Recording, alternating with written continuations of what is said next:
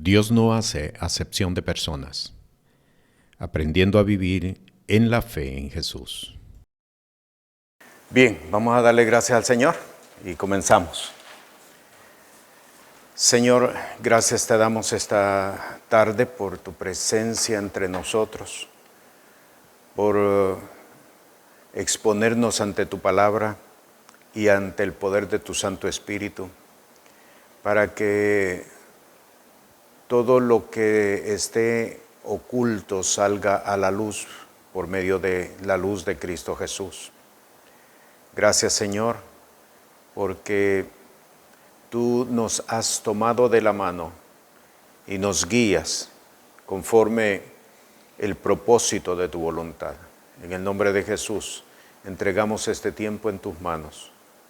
Amén. Amén. Bien, vamos a la epístola del apóstol Pablo a los Romanos. Es el libro que hemos tomado de fundamento para esta etapa de capacitación. Y vamos a leer un solo versículo, el versículo 11, y de aquí este es el fundamento para todo lo que vamos a estar estudiando en esta tarde. Capítulo 2, versículo 11. En la enseñanza anterior estuvimos estudiando acerca de los primeros 10 versículos, ahora solamente vamos a estudiar fundamentados en el versículo 11. Porque no hay acepción de personas para con Dios. Ok. Vamos a estudiar precisamente lo que significa no hay acepción de personas para con Dios. ¿Qué significa no hay acepción de personas para con Dios?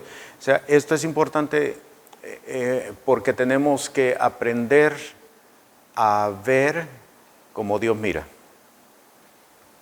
Tenemos que aprender a ver como Dios mira. El hombre mira lo externo, lo aparente. El hombre mira lo evidente, lo que está frente a él. Pero Dios ve por encima de todo esto. En el caso de Samuel, cuando Samuel iba a ungir a David, eso fue precisamente la palabra que el Señor le dio. El hombre mira lo externo, Dios mira el corazón. Entonces, dentro de este proceso en el que estamos nosotros, que para denunciar es necesario juzgar, y nuestro juicio tiene que ser conforme a el juicio de Dios, no conforme a lo mío, sino que al juicio de Dios. Esto para que podamos entonces saber establecer lo que Dios quiere que nosotros establezcamos. En cuanto nosotros tenemos que aprender a ver como Dios mira. Y esto es bien importante. Por eso vamos a estudiar hoy este único texto que aparece aquí en el versículo 11, para con Dios no hay acepción de personas. Ahora, tenemos que entender esta parte cuando la palabra dice que para Él no hay acepción de personas. Esto no aplica solamente a personas. Aplica a situaciones, aplica a eventos, aplica a sucesos, aplica a todo lo que está a mi alrededor.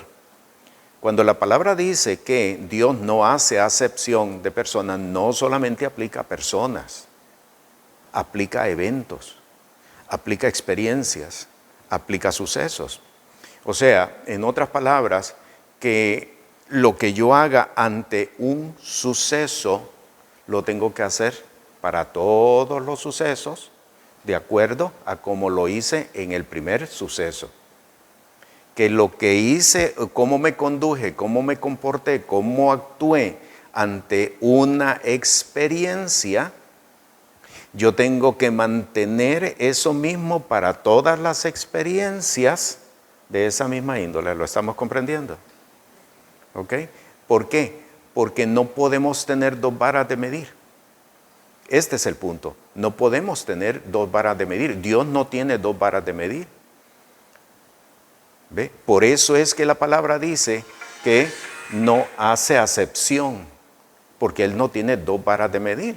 Por ejemplo, de la forma como él se comportó ante Sodoma y Gomorra, él está obligado a comportarse por sí mismo, a comportarse de igual forma ante todos los pueblos de la tierra. No va a ser menos tolerante hoy que lo que fue ante Sodoma y Gomorra. No va a ser menos tolerante. ¿Ve? Porque él va a ser de la misma forma, porque Dios no hace acepción de personas. Están viendo que la necesidad de poder ver como Dios mira. Actualmente mucha gente dice, no, pero es que Dios es amor, Dios perdona. Dios perdona, ¿cuántas veces? 70 veces 7, 490 veces. Hemos confundido lo que la misma palabra nos está diciendo. Dios no hace acepción. Y aplica, repito, a personas, aplica a eventos, a circunstancias, a situaciones. ¿Ok? Entonces, cuando yo me doy cuenta, y eso lo vamos a ir viendo ya en el desarrollo, cuando yo me doy cuenta de que mi forma de ser ha cambiado ante una experiencia, no fue la misma como la hice en otra experiencia, no puedo sencillamente decir borrón y cuenta nueva, no puedo decirlo. Tengo que entrar en un proceso para que se permita restaurar aquello que hice mal, que hice inadecuado. Y eso lo vamos a ir viendo en el proceso. No es cuestión solamente de decir, bueno, pues está bien, corrijo para la próxima. Lo voy a hacer como estaba o solía hacerlo. ¿Qué es lo que yo tengo que corregir? ¿La experiencia esta o la experiencia primera?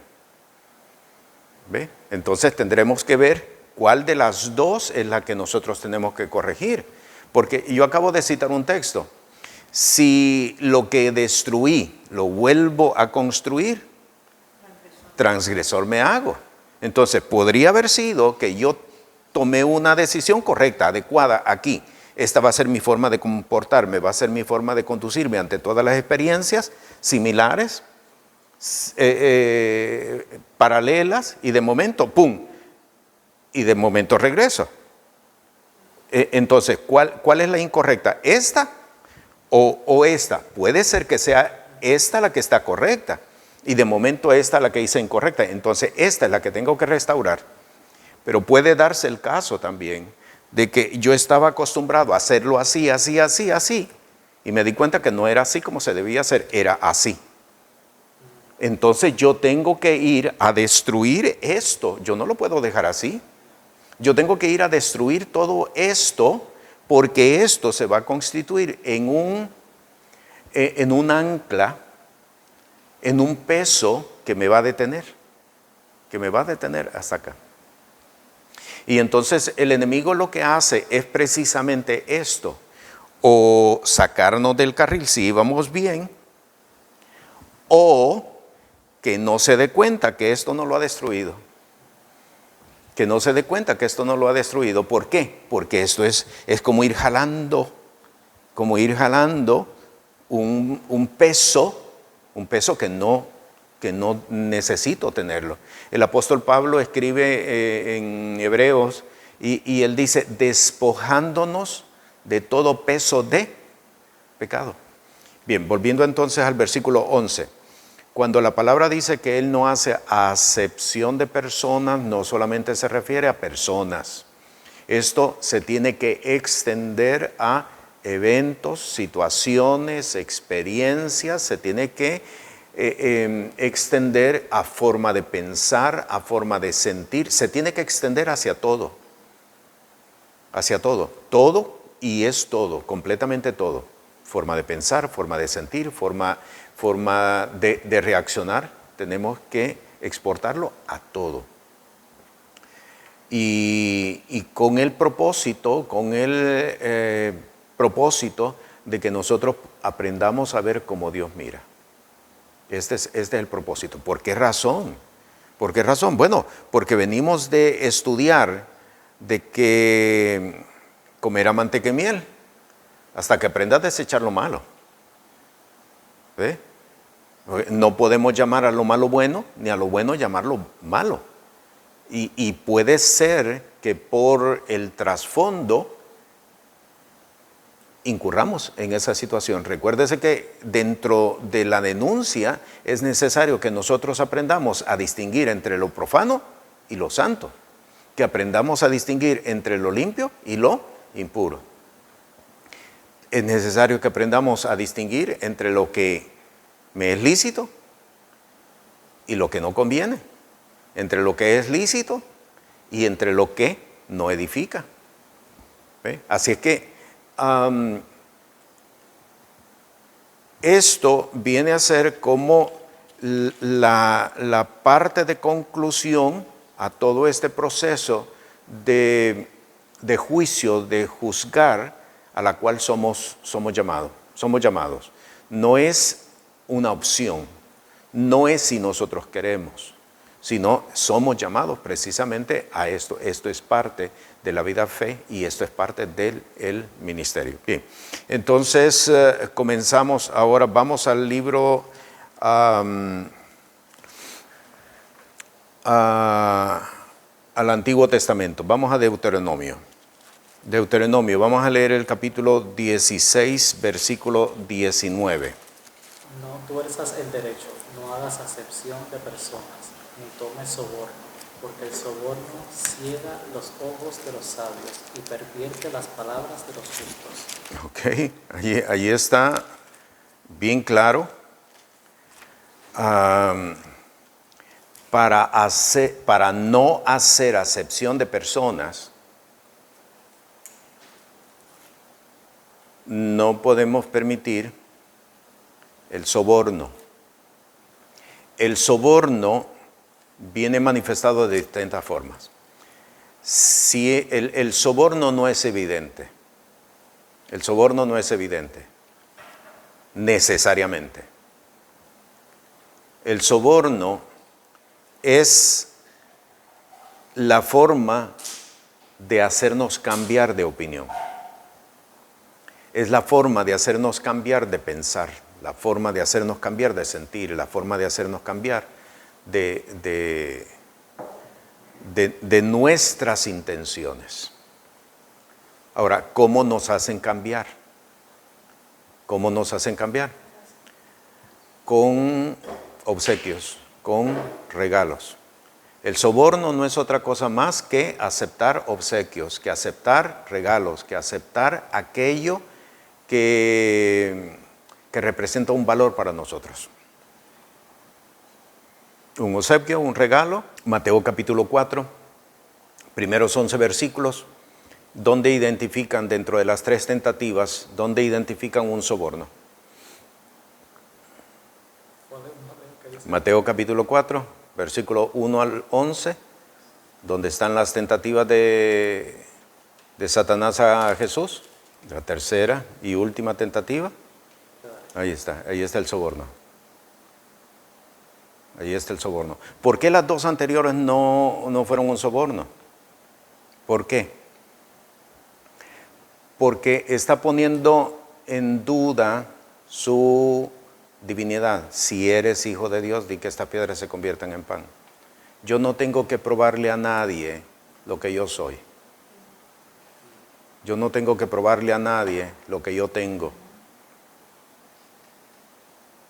¿Ve? Aunque había una necesidad de por medio, pero está poniendo a prueba su divinidad, si eres hijo de Dios. La segunda, tírate abajo porque escrito está. El Salmo 91 no es un soborno. ¿Por qué razón? Es que no tengo necesidad. ¿Qué necesidad hay de que yo me tire para abajo? ¿Hay alguna necesidad? No. ¿Ve? Entonces, el tercero sí es un soborno. Todo esto te daré si postrado me adoraré. El soborno es cuando se ofrece algo a cambio que te mueve a pensar diferente, que te mueve a sentir diferente, que te mueve a actuar de forma diferente. Hay situaciones que vienen a ser un soborno. No necesariamente pueden ser también objetos, no necesariamente pueden ser regalos, no necesariamente puede ser algo tangible. Hay situaciones que se pueden presentar también como soborno. Los sobornos son de dos clases. Los sobornos que vienen del exterior hacia nosotros y los sobornos que nosotros fabricamos. Podemos fabricar también sobornos. Tenemos un ejemplo. Un ejemplo es Raquel y Lea. En el caso de Lea, ella le está dando hijos a su marido, que es precisamente la razón del por qué en aquel entonces la unión matrimonial, para procrear hijos. ¿Ok? Entonces, Lea llega a un momento y dice, ahora me amará mi marido porque le he dado. Ese es un soborno fabricado, producido. Viene de dentro hacia afuera. Entonces nosotros podríamos estar provocando sobornos, sobornándonos a nosotros mismos. ¿Ok? Entonces tenemos sobornos exteriores y sobornos interiores que nosotros podríamos estar construyendo, fabricando. Ahora vamos de nuevo a Deuteronomio 16. Leamos de nuevo el versículo 19. No tuerzas el derecho, no hagas acepción de personas, ni tomes soborno, porque el soborno ciega los ojos de los sabios y pervierte las palabras de los justos. Ahí está. ¿Ok? Entonces, el saber identificar, para poder juzgar es necesario saber identificar, esto es un soborno. Estoy siendo sujeto, estoy siendo sujeta a un soborno. ¿De dónde viene el soborno? ¿Viene de afuera o viene de adentro? ¿Yo lo estoy fabricando o me lo están proponiendo? ¿Por qué? Porque la idea es que yo cambie. Dice, ciega los ojos de los sabios para que no vea. Pervierte las palabras de los justos, para que mi palabra no sea con juicio, no sea con justicia, y mi denuncia no sea una denuncia. ¿Ok? Entonces, recuerden, Dios no hace acepción de personas, tenemos que aprender a ver cómo Dios mira. Dios no hace acepción de personas, Dios no hace acepción de situaciones, Dios no hace acepción de experiencias. Lo que hizo con aquellos lo va a hacer con todos. No va a tratar a estos mejor que aquellos, porque entonces Dios estaría haciendo acepción de personas. Por lo tanto, entonces, lo que les afecta a unos, les afecta a otros, a todos prácticamente. ¿Ok? Lo que les afecta a unos, por singular que sea, por individual que sea, les va a afectar a todos. ¿Ok? Entonces, cuando Dios me llama a mí a actuar, yo tengo que hacerlo bajo o sobre este fundamento. Dios no hace acepción de personas. Por lo tanto, entonces, yo tengo que ir acomodándome para que mi conducta, para que mi comportamiento ante tales o cuales situaciones vaya siendo la misma, Ok, ¿se comprende esta parte? ¿Hay alguna pregunta al respecto? Bien, vamos a Segunda de Crónicas, capítulo 19, versículo 7. Sea pues con vosotros el temor de Jehová. Mirad lo que hacéis, porque con Jehová nuestro Dios no hay injusticia, ni acepción de personas, ni admisión de... Cohecho de nuevo, soborno.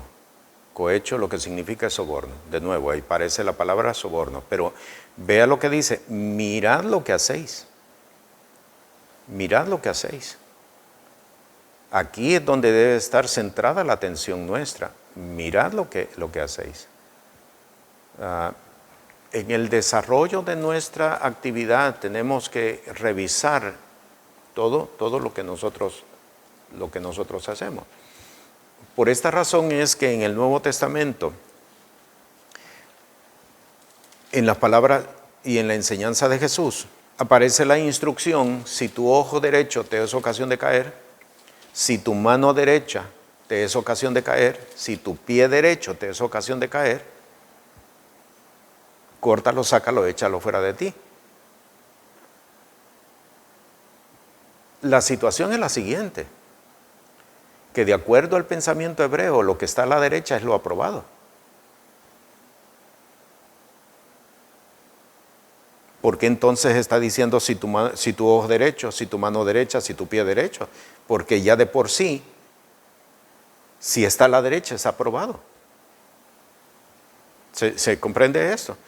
En Mateo 25 dice, le dirá a las ovejas y las pondrá a la derecha: venid, benditos de mi Padre, heredad del reino preparado para vosotros. ¿Dónde están? A la derecha. Y les llama a los cabritos y les dice: apartaos de mí, obradores de maldad, y los coloca a la izquierda. En el pensamiento hebreo, lo que está a la derecha está aprobado. ¿Dónde está sentado Jesús? A la derecha del Padre. Quiere decir que está aprobado. Así que, ¿cómo poder entender que Jesús nos diga: si tu ojo derecho, si tu mano derecha, si tu pie derecho te es ocasión de caer? Lo que está diciendo es precisamente lo que aquí se nos está instruyendo. Mira, examina aún lo que para ti te parece que ya está aprobado. Ok, algo más que quiero añadir con respecto al segundo libro de Crónicas, capítulo 19, es que allí se establece: en Jehová nuestro Dios no hay iniquidad. En Jehová nuestro Dios no hay iniquidad. ¿Qué significa que en Jehová nuestro Dios no hay iniquidad? No hay ojo malo. No hay ojo malo. No hay iniquidad, no hay ojo malo. Y con eso lo que quiere decir es que el juicio de Él es correcto. Vayamos a ver un ejemplo. Mateo 22. Ok, vamos a leer ese texto. Vamos a leer hasta el versículo 13. Y habiendo convenido con los obreros en su denario al día, los envió a su viña. Saliendo cerca de la hora tercera del día, vio a otros que estaban en la plaza desocupados, y les dijo: id también vosotros a mi viña, y os daré lo que sea justo. Y ellos fueron. Salió otra vez cerca de las horas sextas y novena, e hizo lo mismo. Y saliendo cerca de la hora 11, halló a otros que estaban desocupados, y les dijo: ¿por qué estáis aquí todo el día desocupados? Y le dijeron: porque nadie nos ha contratado. Él les dijo: id también vosotros a la viña y recibiréis lo que sea justo. Cuando llegó la noche, el señor de la viña dijo a su mayordomo: llama a los obreros y pagadles el jornal, comenzando desde los postreros hasta los primeros. Y al venir los que habían ido cerca de la hora 11, recibieron cada uno un denario. Al venir también los primeros, pensaron que habían de recibir más, pero también ellos recibieron cada uno un denario. Y al recibirlo, murmuraban contra el padre de familia, diciendo: estos postreros han trabajado una sola hora y los han hecho iguales a nosotros, que hemos soportado la carga y el calor del día. Okay. Él respondiendo, dijo a uno de ellos: amigo, no te hago agravio, ¿no conviniste conmigo en un denario? Lee el 15. ¿No me es lícito hacer lo que yo quiero con lo mío? ¿O tienes tú envidia porque yo soy bueno? Okay. En la versión antigua, es malo tu ojo porque yo soy bueno.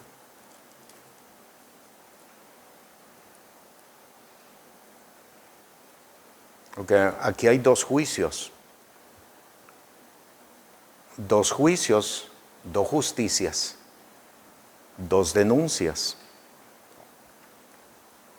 Okay. está el juicio de los obreros. Dice, y viniendo también los primeros, pensaron que habían de recibir más. Ok, si estos por 1 hora recibieron un denario, ¿cuánto nosotros vamos a recibir que hemos trabajado 12 horas?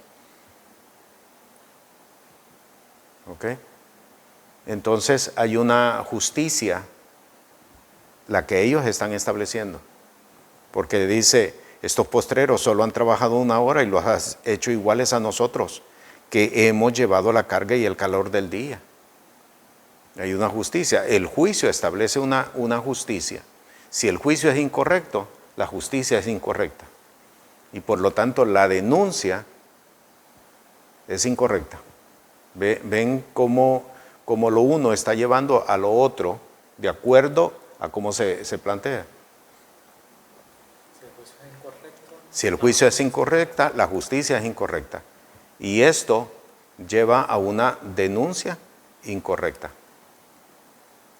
Cae por su propio peso. Por eso en la enseñanza pasada, en la lección pasada, yo les decía, es necesario que nosotros tengamos cuidado con el juicio. ¿Por qué? Porque en ese juicio nos podemos ver nosotros involucrados. Estaríamos entonces emitiendo un juicio sobre nosotros mismos. ¿Ya? Que es básicamente lo que pasó con David. Ese hombre tiene que morir. Y el profeta le dijo, ese hombre eres tú. O sea, él mismo estaba emitiendo un juicio contra de sí mismo. Ok, ahora veamos el juicio correcto. El versículo 13, él respondió y dijo a uno de ellos, amigo, no te hago agravio. ¿No te concertaste conmigo por un denario? Toma lo que es tuyo y vete. Pero yo quiero dar a este postrero como a ti. ¿No me es lícito a mí hacer lo que quiero con lo mío? ¿O es malo tu ojo porque yo soy bueno? O sea, en Dios no hay iniquidad, que es lo que estábamos leyendo en Segunda de Crónicas. En Dios no hay iniquidad. Iniquidad tiene que ver con la forma como vemos. Iniquidad tiene que ver con la forma como vemos, como evaluamos, como describimos las experiencias que estamos pasando, que estamos viviendo, o que hemos pasado, o que hemos vivido. ¿Ya? Entonces, el juicio establece una justicia. Yo puedo hacer con lo mío como yo quiero, y no te estoy haciendo ningún agravio a ti. Así es de que la denuncia es correcta. ¿Cuál es la denuncia? Tu ojo es malo. La denuncia establece lo correcto y corrección a la misma vez. Tu ojo es malo.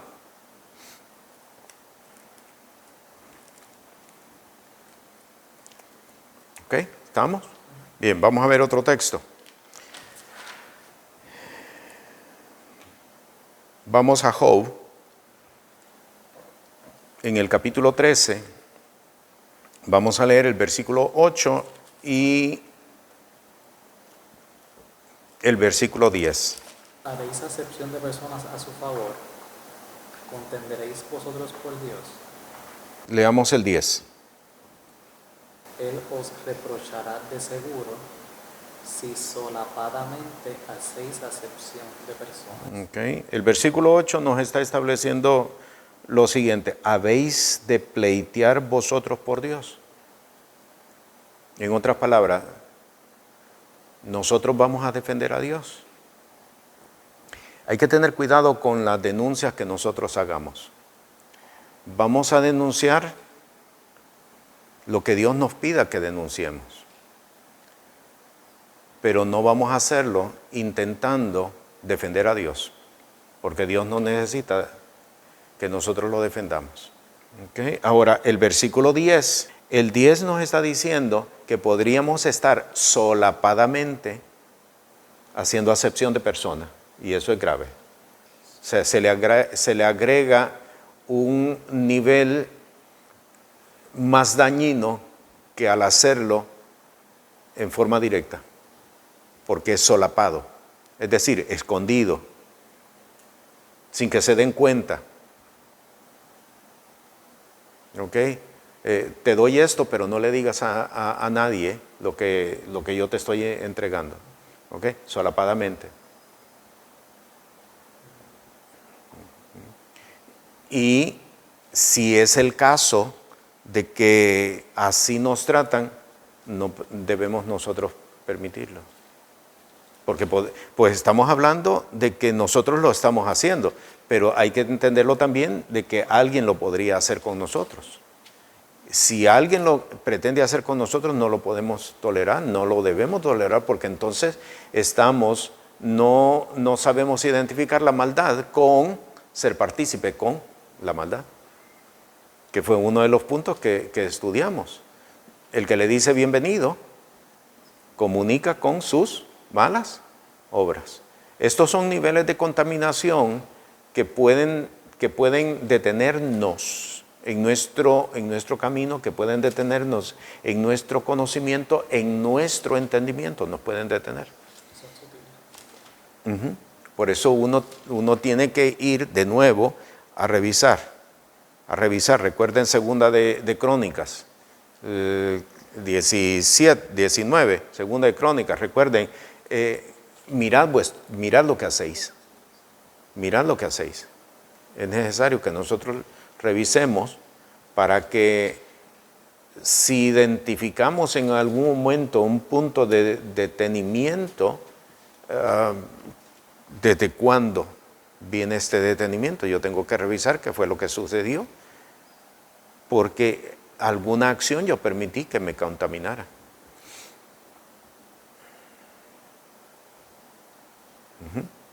Y la contaminación hay que sacarla, hay que quitarla.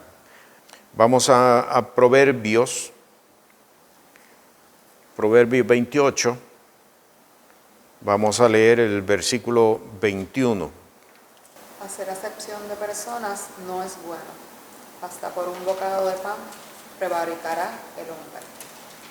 Y con esto, ¿recuerdan lo que leímos en Deuteronomio? De que no recibiremos soborno. El soborno no necesariamente tiene que ser algo bien preciado, bien valioso.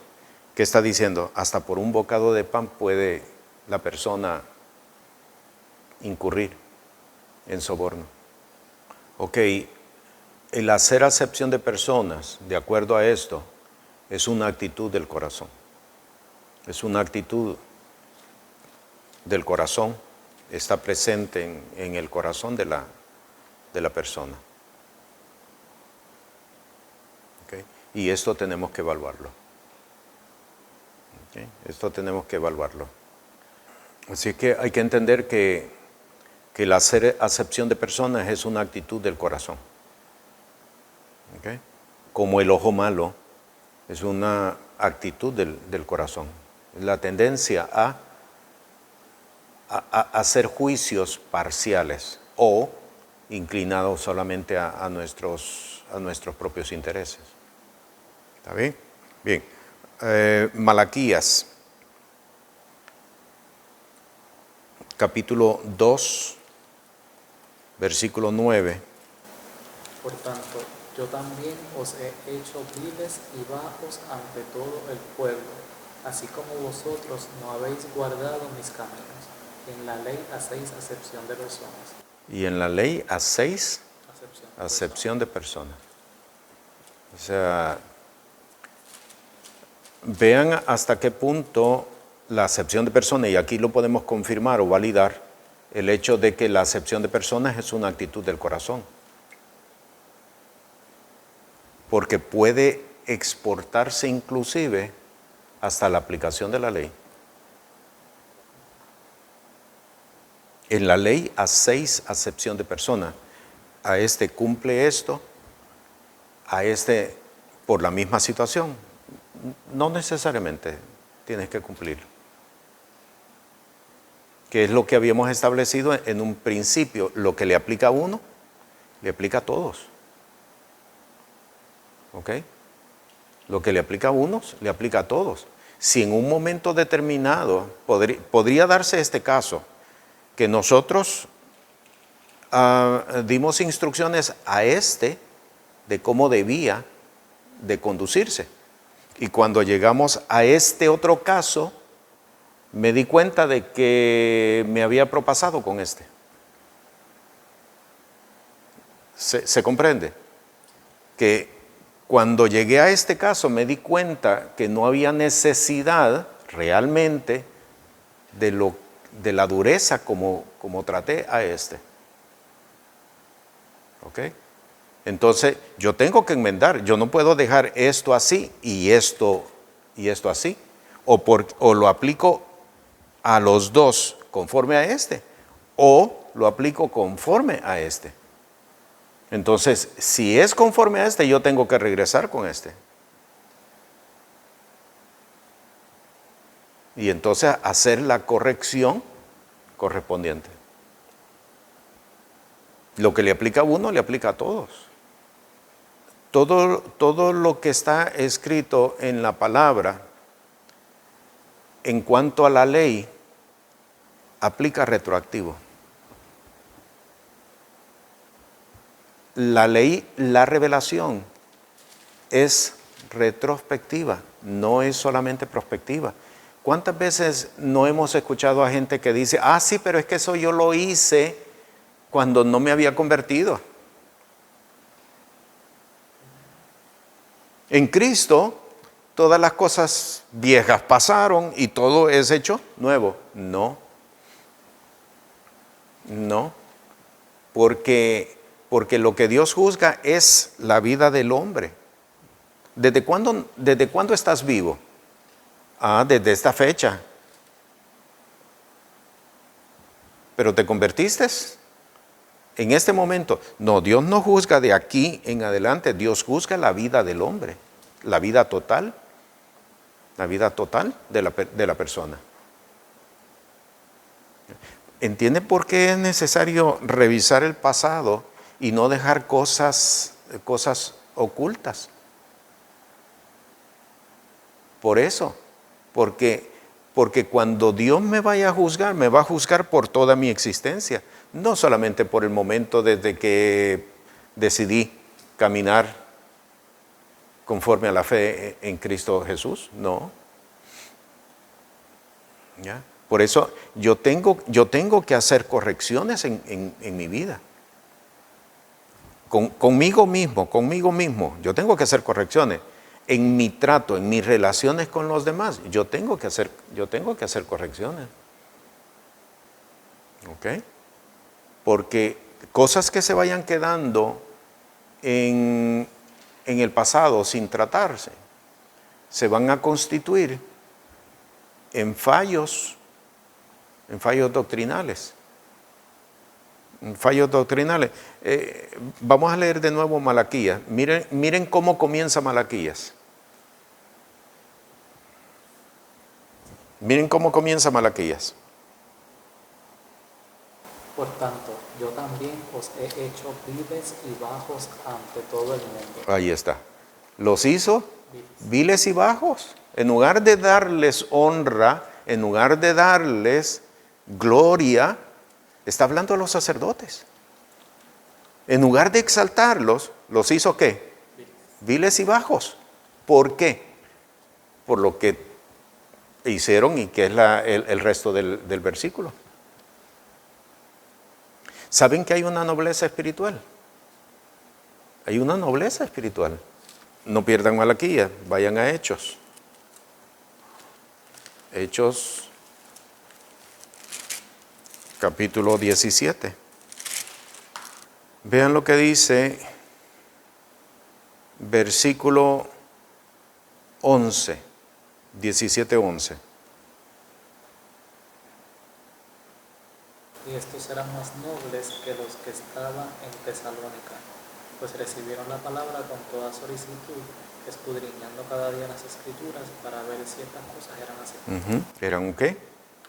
¿Más? Noble. Más noble. Hay una nobleza espiritual. En lo espiritual no todos estamos en el mismo nivel. En lo espiritual No todos, no por el hecho de que somos parte del cuerpo de Cristo, no todos estamos en el mismo nivel de honra. No todos tenemos la misma gloria. ¿Es algo que el Espíritu Santo a la persona puede ir desarrollándose o es algo que Dios da y así queda? No. Es en la medida, sí, que la persona va desarrollando. ¿Por qué eran más nobles estos que los de Tesalónica? Porque escudriñaban las Sagradas Escrituras. O sea, ¿cómo se adquiere, en otras palabras, cómo se adquiere nobleza? Esforzándose. Cuando te esfuerzas a hacer lo que no estás obligado a hacer, vas adquiriendo nobleza espiritual. ¿Por qué creen que Jesús dijo, si te piden que lleves una carga por 1 milla, llévala por 2? No era sencillamente para que, mira, el cristiano tiene que soportar, tiene que tolerar, tiene que aguantar, tiene que sufrir. No. Eso no es lo que Jesús estaba enseñando. ¿Quieres ser más noble? Lleva la carga por 1 milla más. Cuando la mujer se esfuerzan a hacer lo que no se les pidió que hicieran, pero que entendieron que tenían que hacer, va adquiriendo nobleza espiritual. ¿Alguna pregunta hasta acá? ¿Estamos? Bien. Vamos a Hechos de los Apóstoles, capítulo 10, versículo 34. Entonces Pedro, abriendo la boca, dijo, en verdad comprendo que Dios no hace acepción de personas. Porque para Dios lo mismo vale un judío que un gentil. El judío hacía la diferencia. Y hace la diferencia hasta el día de hoy. ¿Okay? A Dios no. Lo mismo es un judío que un gentil. Dios no hace excepción de personas. Y lo importante de esto es que nosotros podamos entender acerca de nuestra conducta y de nuestro comportamiento en relación a las personas. Bien, vamos a Efesios capítulo 6.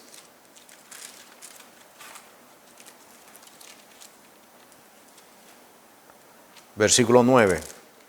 Este va unido al de Hechos, capítulo 10. En Efesios, capítulo 6, versículo 9.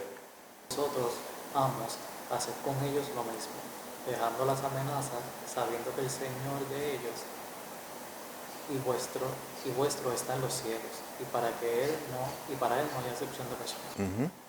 Lo que significa, trata al siervo como tratas al libre. Trata al esclavo como tratas al libre. Que es lo que vimos en Hechos capítulo 10. Dios no hace acepción de personas, dijo Pedro. ¿A qué se estaba refiriendo? Para Dios, el judío es igual que el gentil. Y aquí lo estamos viendo más preciso. Trata al esclavo como tratas al libre. Ok, vamos a Colosenses ahora. Colosenses capítulo 3, verso 25. Mas el que hace injusticia recibirá la injusticia que hiciere, porque no hay acepción de personas. Ok, ahí está. Ahora él lo está viendo no en el sentido de cómo se imparte, sino en el sentido cómo también recibimos. El que hace injusticia recibirá la injusticia, porque para Dios no hay acepción de persona. No es solamente el dando, sino que cómo también se recibe. No hay acepción de persona. El que hace injusticia recibirá injusticia. ¿Ok?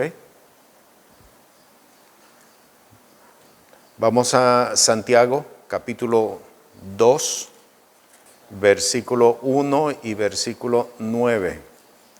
El 1 y el 9. Capítulo 2, verso 1 y verso 9.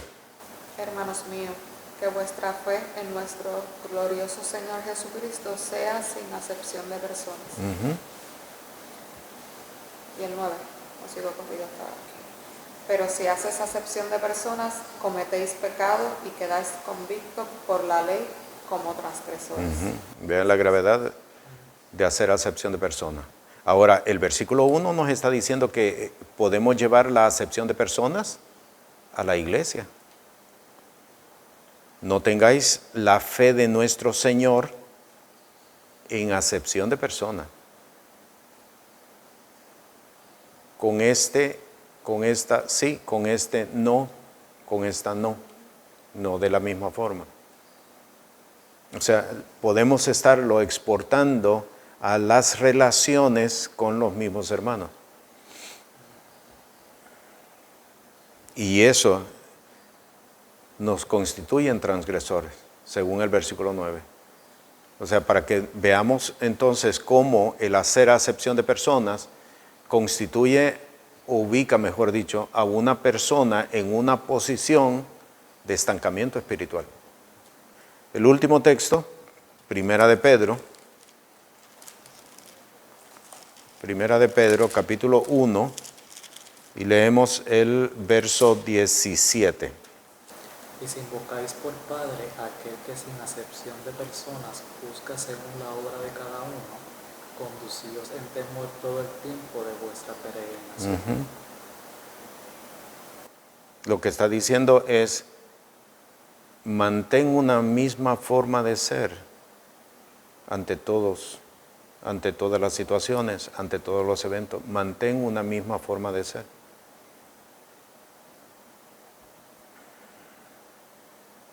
Porque recuérdense de que el que hace injuria, el que hace injusticia, recibirá injusticia. Entonces, mantener una misma forma de ser ante las diferentes personas. Ahora, esto me lleva a mí a evaluar, bueno, pero va a llegar un momento en que voy a ser diferente con alguien. Pues entonces, establezca la regla para todo. ¿Ya? No desbocado y después tener que recoger. Porque entonces eso va a ser contado como transgresión. Es mantener una constancia, porque de lo contrario vamos a ser juzgados como transgresores. Y para los efectos de lo que estamos estudiando este tema, para los efectos, estamos buscando emitir juicio.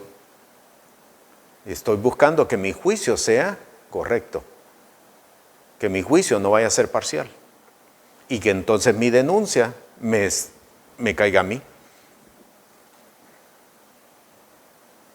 Que la denuncia me sea devuelta a mí. Bien. Es necesario entonces que afinemos. El tema nos está demandando que afinemos, que seamos más precisos en nuestro juicio, en nuestra apreciación y en la denuncia que vamos a establecer. ¿Ya? Porque recuérdense, una denuncia mal hecha puede recaer sobre nosotros. Podemos estar emitiendo juicios sobre nosotros mismos. Y eso es grave.